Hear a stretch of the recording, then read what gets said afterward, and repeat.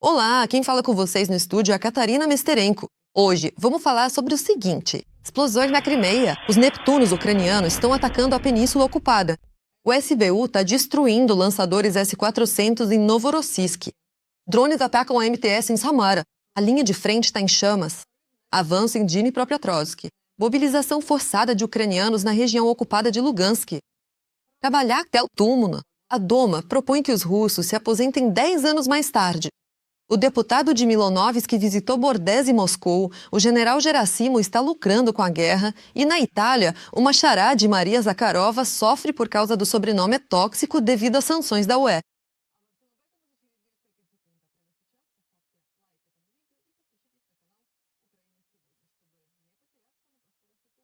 Bom, vamos começar.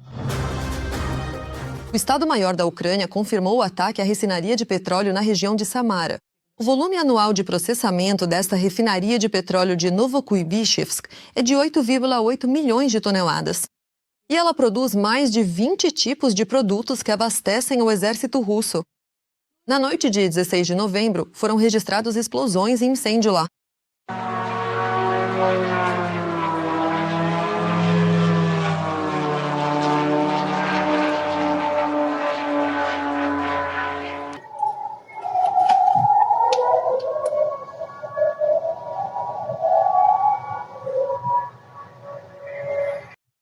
O ataque anterior à refinaria aconteceu em 28 de agosto. O funcionamento da empresa foi completamente interrompido.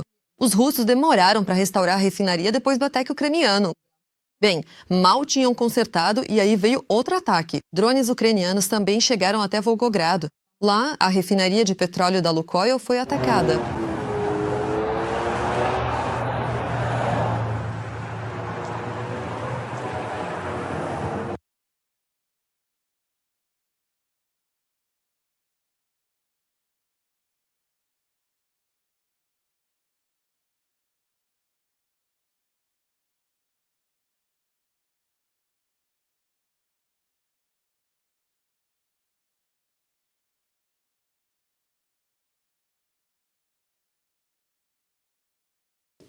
Mas não foi só isso, ainda teve bônus. Os russos da defesa antiaérea tentaram se defender tanto que atingiram um prédio residencial. Eles derrubaram os drones, como você pode imaginar, bem em cima dos prédios de vários andares. E isso já virou rotina para eles faz tempo. Na verdade, Olha, o apartamento está pegando fogo.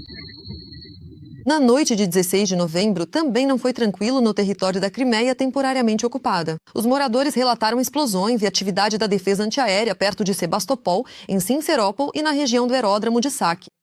Os russos reclamaram que não eram drones voando em direção a eles, mas mísseis Neptune. O Ministério da Defesa da Rússia declarou que destruiu 57 drones ucranianos. Como sempre, eles não especificam quantos realmente derrubaram. Aliás, chegaram boas notícias do SBU. Como ficou sabido, o ataque a Novorossiysk na noite de 14 para 15 de novembro foi extremamente bem sucedido. Drones do Centro de Operações Especiais Alifa destruíram 4 lançadores do sistema S-400 Triumph e 2 radares. Os lançadores do sistema de defesa antiaérea estavam localizados no território da unidade militar do Regimento Kuban, portador da Ordem da Bandeira Vermelha. No total, havia cerca de 12 lançadores S-400 lá, que também podem ter sido danificados.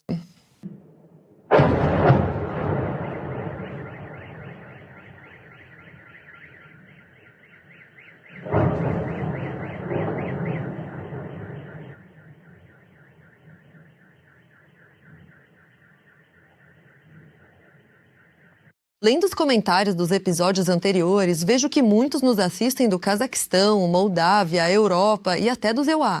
Nós, ucranianos, somos muito gratos pelo apoio de vocês e temos orgulho de ter espectadores tão sensatos.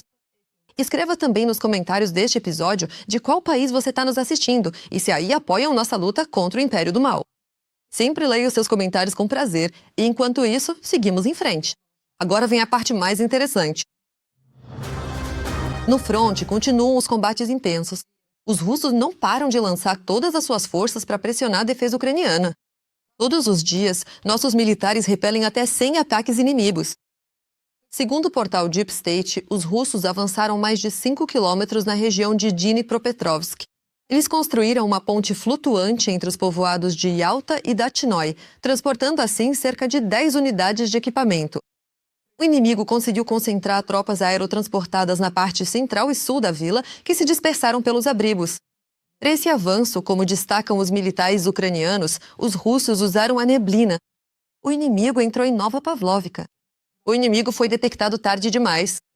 Sabe-se que pelo menos 2 tanques e 5 veículos blindados foram destruídos. As forças armadas da Ucrânia estão repelindo os ataques, porém sabe-se que os russos conseguiram trazer mais equipamentos, por isso o número de inimigos na vila é significativamente maior do que 2 ou 3 pessoas.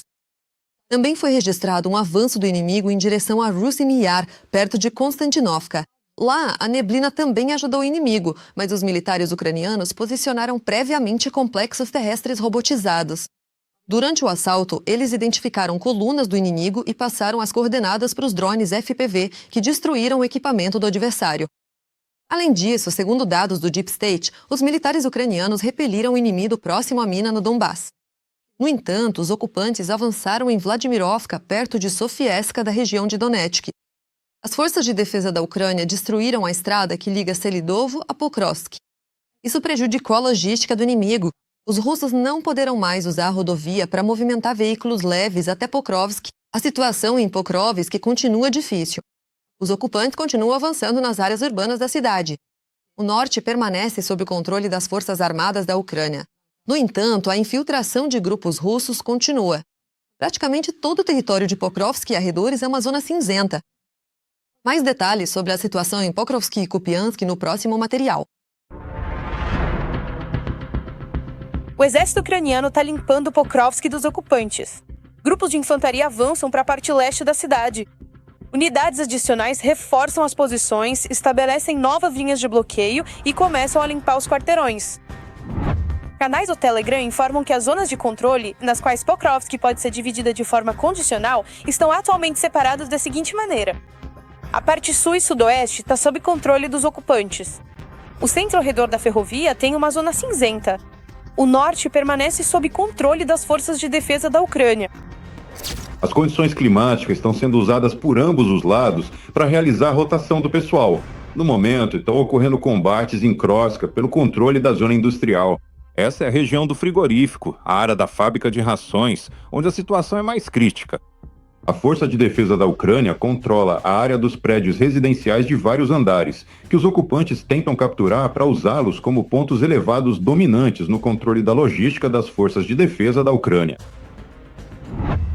A situação em Pokrovsk é difícil, mas não é desesperadora.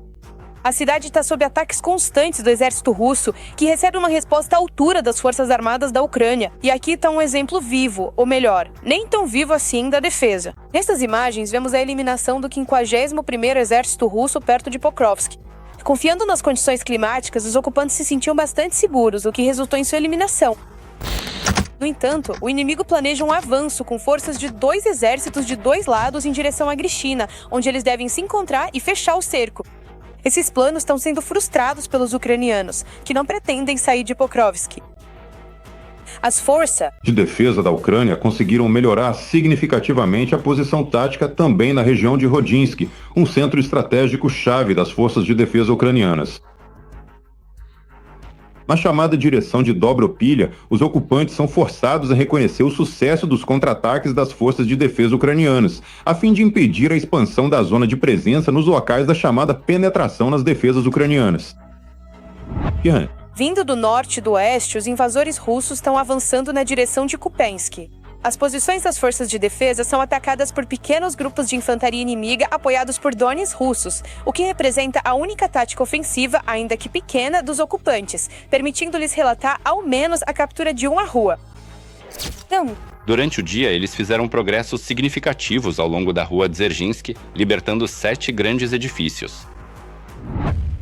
A tática dos russos em Kupiansk é semelhante à de Pokrovsk. As forças de defesa aqui controlam cerca de metade da cidade.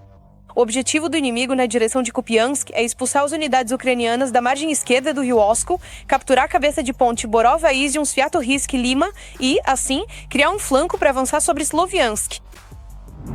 E este é mais um estrangeiro, um cidadão iraquiano, que foi capturado na região de Kupinsk por nossos combatentes da 125ª Brigada. Os russos são repugnantes. Eles tratam as pessoas com crueldade e as espancam. Eles obrigam as pessoas a fazer coisas que elas não querem fazer. Olá! Mohamed Tagil entrou na Rússia com um visto de turista. Mas, como podemos ver, na Rússia todos têm que lutar, até mesmo os turistas estrangeiros. Portanto, o homem recebeu várias opções: morte, prisão ou um contrato com as Forças Armadas da Federação Russa. Um camarada pediu ajuda a soldados russos para chegar à embaixada iraquiana na Rússia, mas eles recusaram. No final das contas, o personagem do vídeo ficou tão farto das mensagens dos russos que correu em direção a Kupinsk para se render aos ucranianos, percebendo que essa era a sua única chance de sobrevivência. Nunca me canso de admirar a coragem e o heroísmo dos soldados ucranianos. Eles ocupam a linha de frente e enfrentam uma enorme horda que os superam em muito em número. Por isso, peço que apoiem as Forças Armadas da Ucrânia e, se não puderem ajudar financeiramente, escrevam palavras de apoio para eles nos comentários. Eu sei que eles nos assistem. É improvável que haja cessar-fogo na Ucrânia até a primavera de 2026. Foi o que afirmou o presidente da Finlândia, Alexander Stubb, em entrevista à Associated Press. Não estou muito otimista quanto à possibilidade de alcançar um cessar-fogo ou iniciar negociações de paz, pelo menos neste ano. Segundo ele, há vários motivos para isso. Em primeiro lugar, a questão das garantias de segurança para a Ucrânia. Em segundo lugar, a reconstrução da economia ucraniana. E, em terceiro lugar, a necessidade de pelo menos algum entendimento sobre o que fazer com as reivindicações territoriais da Rússia. Stubb também destacou que, para que a paz seja possível, é preciso mudar o pensamento estratégico de Putin. E isso só pode ser feito de uma maneira, com a máxima pressão. E aí, na opinião dele, os líderes europeus e Donald Trump terão um papel importante. E você, concorda com a opinião do presidente da Finlândia? Deixe sua opinião nos comentários. Enquanto isso, na região de Lugansk ocupada, os russos forçaram, pela primeira vez, homens ucranianos à mobilização obrigatória. Simplesmente os pegaram e estão mandando para lutar contra a Ucrânia. Quem informa isso é a Administração Militar Regional de Lugansk. O Ministério da Defesa da Federação Russa prometeu prepará-los exclusivamente para proteger instalações de infraestrutura. No entanto, eles foram imediatamente enviados para centros de treinamento. As coleções especiais continuarão por 2 meses. Em cada divisão administrativo-territorial, os escritórios de registro e alistamento militar receberam um plano para uma nova versão de mobilização forçada. Está apenas no começo. Gostaria de lembrar que Moscou incorporou os territórios já ocupados ao seu Distrito Militar do Sul. Agora, eles planejam mobilizar todos os ucranianos com idades entre 18 e 55 anos. Sem escolha, sem chance, sem perguntas. É óbvio que Putin não pretende parar a guerra. O plano do ditador é conquistar toda a Ucrânia. O primeiro ponto da sua estratégia é a ocupação de 7 regiões. O que exatamente o sanguinário líder russo planejou? Veja na nossa matéria. Além das regiões já ocupadas, os russos querem abocanhar as regiões de Kharkiv, Mykolaiv e Odessa da Ucrânia. E 2026 pode ser um ano decisivo, segundo analistas da Foreign Affairs. Vladimir Putin vai avançar em direção ao seu objetivo em 3 etapas. Se a Rússia mantiver as 4 regiões já anexadas e acrescentar Kharkiv, Mykolaiv e Odessa, isso de fato cortaria a Ucrânia do Mar Negro. Nessas condições, o Kremlin buscará um cessar-fogo, acreditando que poderá avançar para a segunda etapa, utilizando pressão econômica e guerra política, apoiadas por ameaças de uma nova invasão para impor o controle sobre Kiev. Na terceira etapa, a Rússia planeja absorver a Ucrânia e incluí-la em sua órbita. Por analogia com a Bielorrússia, Sinceramente, depois de ler essa disposição, lembrei-me imediatamente das palavras de Medinsky, proferidas em uma das reuniões com delegados ucranianos, com representantes da Ucrânia, sobre o fato de que, senhores, vocês poderiam perder mais 3 regiões. Aparentemente, tais sentimentos e tais planos realmente existem no Kremlin. Isso é importante porque hoje, como escreve Jack Watling, o Ocidente, principalmente, inclusive a Europa, sem falar nos Estados Unidos, está basicamente focado na questão das garantias de segurança para a Ucrânia. em questões relacionadas à zona desmilitarizada, ao posicionamento de tropas no território da Ucrânia, forças de paz no território ucraniano e assim por diante. Atualmente, está sendo amplamente discutida a questão territorial, ou seja, diferentes opções de divisão dessas 3 regiões. Estou me referindo a Donetsk, Zaporizhia e Kherson. Na verdade, na opinião do autor, isso acaba desviando a atenção das pessoas envolvidas, consome recursos valiosos e distorce de maneira significativa a compreensão do que realmente vai acontecer na linha de frente no próximo ano, pelo menos. A grande questão é que Putin, como já foi mencionado anteriormente, não concorda com essa perspectiva, como já disse, e não está disposto de forma alguma a aceitar qualquer tipo de cessar-fogo ou trégua neste momento. Enquanto não forem ocupadas não só as regiões que já estão parcialmente ocupadas, mas também 3 novas regiões que ainda aguardam ocupação. A indecisão da Europa, o flerte de Donald Trump com o Kremlin e o foco na China, tudo isso só incentiva ainda mais o ditador russo. Apesar de não ser fácil para a Rússia, ela continua firme em sua posição. Segundo analistas, será um conjunto de medidas que conseguirá derrubar esse colosso de pés de barro. Um golpe doloroso na frota clandestina, no setor petrolífero do país agressor, além de mais armas e melhor treinamento para os novos recrutas ucranianos. Ao mesmo tempo, os analistas destacam que um dos principais problemas da Ucrânia hoje é a quantidade insuficiente de infantaria. O problema não está tanto em recrutar pessoas nas ruas, mas sim em melhorar a qualidade e as possibilidades de treinamento e integração da infantaria ucraniana das brigadas de combate. Hoje, o exército ucraniano conta com mais pessoas do que em qualquer outro momento da guerra, mas os militares não conseguem preparar seu pessoal para cumprir missões na linha de frente. Para resolver esse problema crescente, o novo corpo de exército da Ucrânia precisará estabelecer rotações de brigadas e permitir que unidades mais fortes ajudem a treinar as menos preparadas. Analistas ucranianos vêm dizendo há tempos que um dos motivos do sucesso dos russos em Pokrovsk é o número insuficiente de infantaria.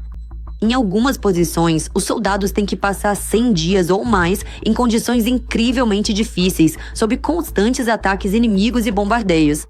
Embora a atenção tenha se concentrado recentemente em Pokrovsk e Kupinsk, a zona cinzenta está se expandindo rapidamente nas direções de Dnipropetrovsk e Zaporizhia. A ameaça de ocupação paira sobre Gulyapore. Uma armada russa bastante considerável está lentamente se aproximando pelo norte, avançando de forma cautelosa. Bem, se não forem tomadas medidas sérias e se as estruturas defensivas, as fortificações ao redor, na verdade, trata-se do distrito fortificado de Gulyapole, não é só a nossa localidade. Se essas fortificações realmente forem bem construídas, então há certas chances de que os planos dos generais russos não se concretizem. Mas, se não, então a história pode se repetir como em Ugledar, Avdiivka, Bakhmut e, infelizmente, em Pokrovsk. E, novamente, isso tem certa relação, esses acontecimentos que estão ocorrendo lá, têm relação com o artigo que discutimos, pois fala justamente sobre a ocupação da região de Zaporizhia e sobre a tomada de Zaporizhia pelas tropas russas. Isso é visto como uma das tarefas estratégicas da futura campanha, da campanha do próximo ano. De fato, Gulyapole é, sem dúvida, um dos pontos mais importantes e estratégicos, eu diria, um ponto realmente crucial no sistema de defesa da região de Zaporizhia, no sistema defensivo da região de Zaporizhia. Se a situação lá seguir por um cenário ruim, isso significa que os russos poderão criar uma espécie de base avançada já nas próximas semanas para desenvolver uma ofensiva no próximo ano. Os analistas britânicos observam que este inverno pode ser decisivo. Em grande parte, o sucesso dos russos também vai depender do ânimo dos ucranianos. E enquanto Putin anseia pela guerra, realizando suas ambições imperiais, os russos comuns têm que ralar para sustentar a economia de guerra.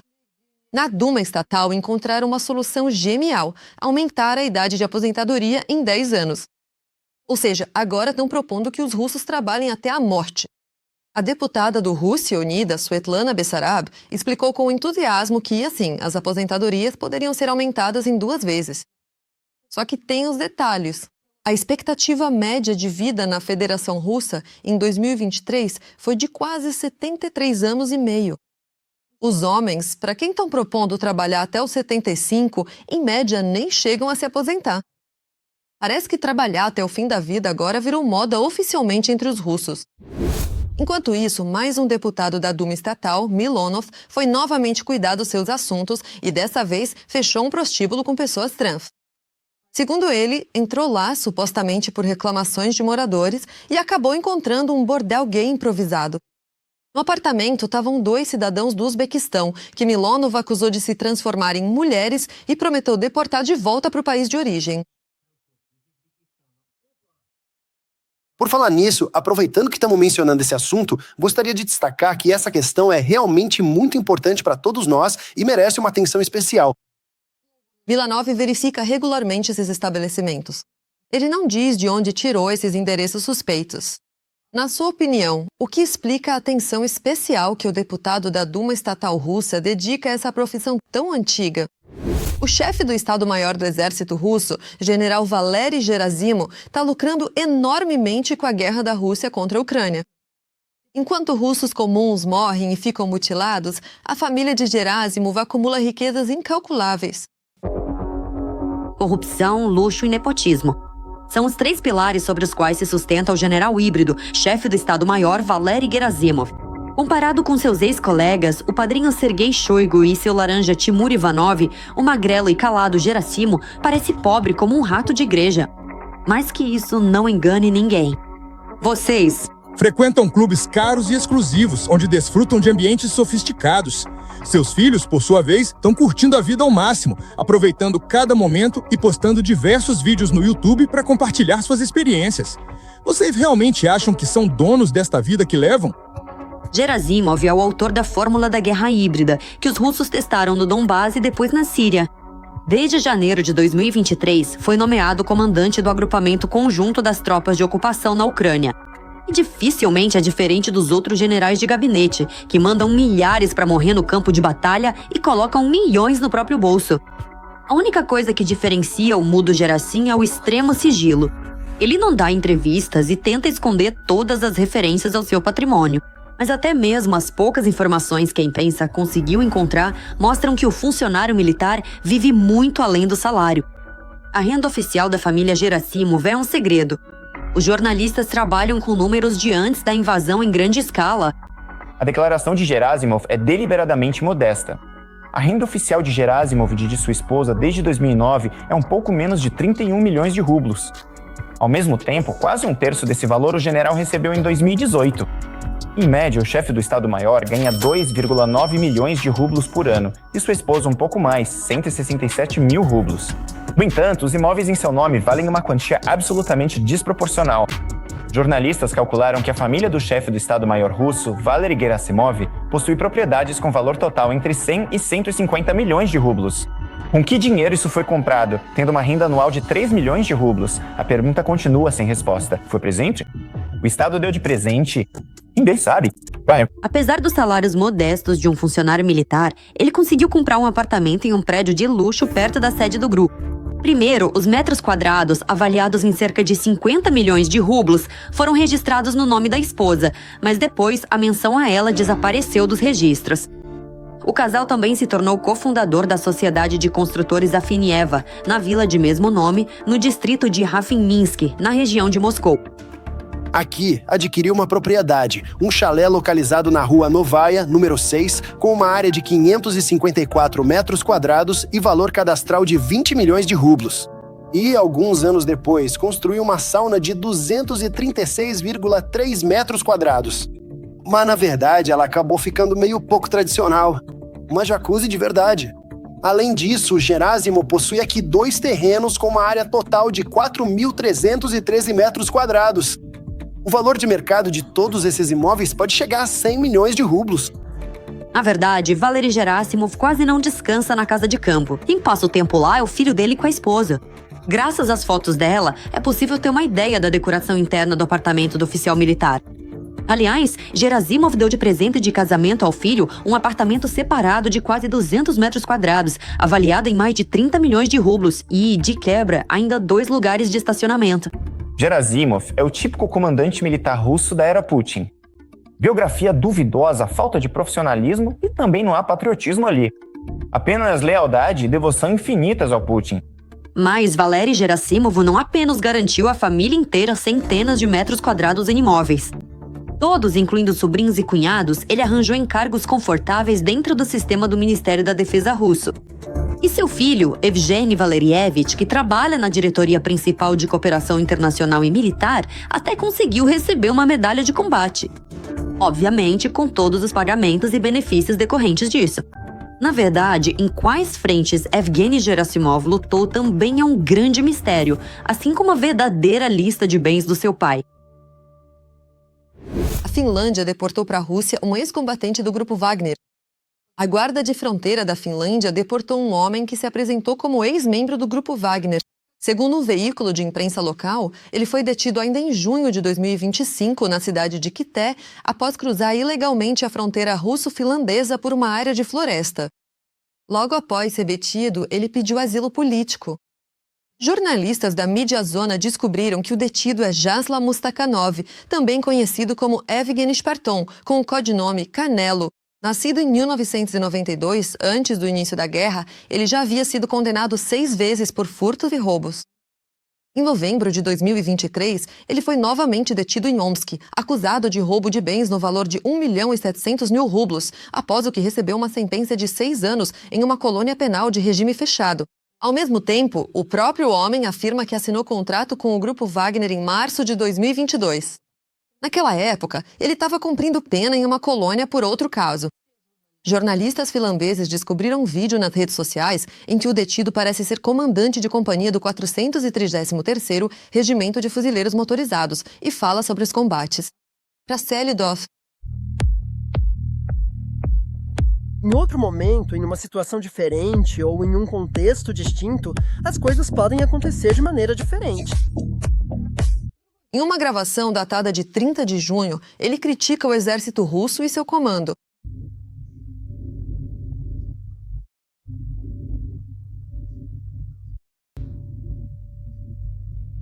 A guarda de fronteira finlandesa confirmou que o homem realmente participou de combates, mas se recusou a divulgar detalhes adicionais. E, para finalizar, uma história sobre como um sobrenome russo pode arruinar a vida de alguém, principalmente se for igual ao sobrenome da porta-voz de um regime sanguíneo. Na Itália, vive uma xará de Maria Zakharova, e de repente ela descobriu que ter o mesmo sobrenome da porta-voz do Ministério das Relações Exteriores do país agressor é automaticamente um sinal vermelho em todos os sistemas europeus. Em todos os sistemas. Lembrando que Zakharova está sob sanções da União Europeia. Sanções, listas, pressão. Por exemplo, os colegas recebem o salário em dia, mas a charada Zakharova só recebe alguns dias depois, após verificações adicionais. A mulher também tem problemas com transferências de dinheiro. Ela tentou abrir uma nova conta, mas na tela do bancário imediatamente apareceu um alerta vermelho. Verificar documentos. Como resultado, ficou sem conta, saiu de mãos vazias. É assim, você vive na Itália, planeja uma vida europeia tranquila e de repente a fama russa te alcança. Só porque carrega o sobrenome tóxico Zakharova? É isso por hoje. Deixe seu like neste vídeo e não se esqueça de se inscrever no nosso canal Ucrânia Hoje para não perder nossos próximos episódios. Até a próxima!